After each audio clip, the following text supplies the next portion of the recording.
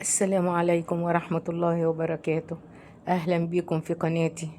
هعمل لكم النهاردة بقى حاجة لازم ناكلها في الشتاء، لأنها فعلا بتدفي جدا ومغذية جدا جدا من البهارات اللي فيها والعسل.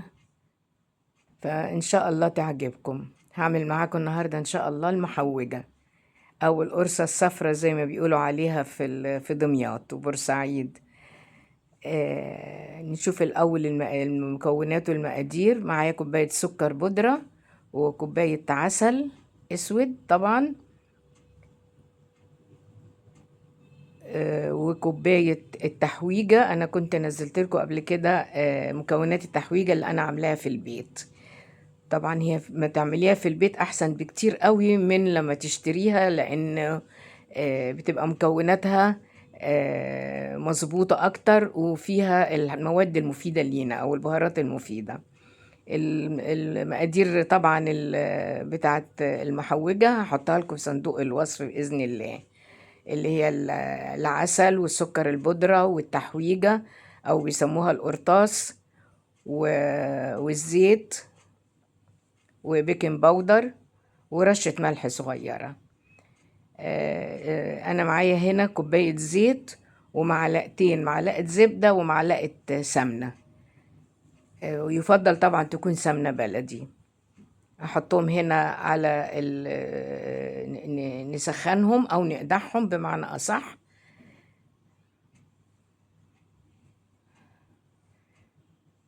وبدل ما احمص بقى السمسم لوحده، حطيته على المادة الدهنية وهي بتسخن تحمص للسمسم معاها.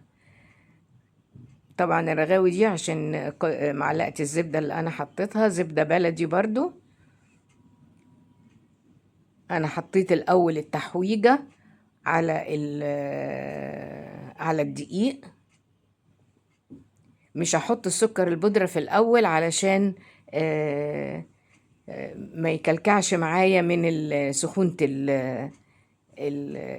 الزيت والسمنة. هقلبها في الأول طبعا لأنها سخنة، أقلبها شوية بالمضرب. مش هقدر أحط إيدي فيها دلوقتي. بعدين نبتدي بقى نبسها بإيدينا زي ما بنبس الكحك بالظبط. أنا برضو لقيتها برضو لسه سخنة، فبكمل تقليب بالاسباتيولا. نقلب فيها لغاية لما تبقى دافية كده، وبعدين نبتدي نبسها بإيدينا زي ما بنبس الكحك العيد بالظبط. قبل ما بسها حطيت حبة البركة ونقلب كويس. وهنا كنت حطيت برضو، بس اللقطة دي الحقيقة ما تصورتش، البيكنج باودر والسكر البودرة. وانا بشوف الكاميرا لقيتها مش متصورة. هبتدي بقى ابسها بايدي علشان كل حاجة عندنا تتشرب من السمنة والزيت. نبسها كويس قوي.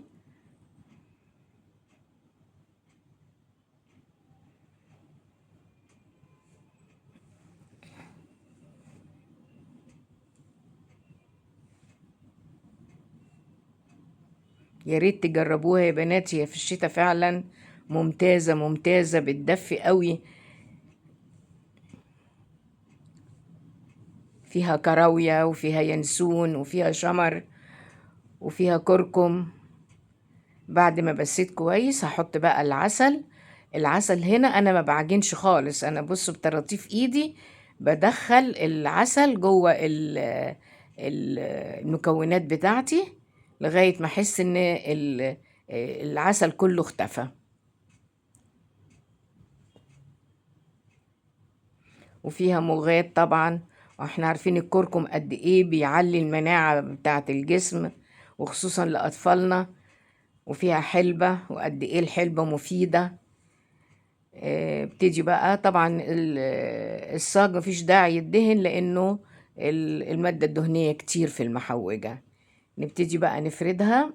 انا فردتها هنا في صاج 30 في 30.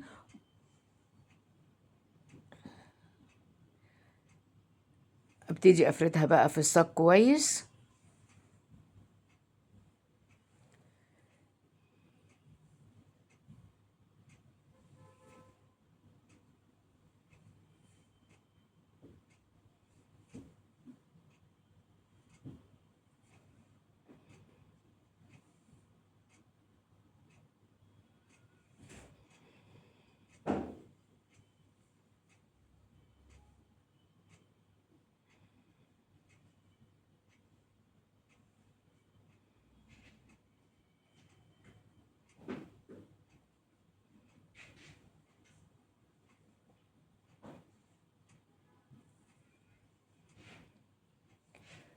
طبعا برضو لازم الحواف بتاعتها نسويها علشان ما تتحرقش.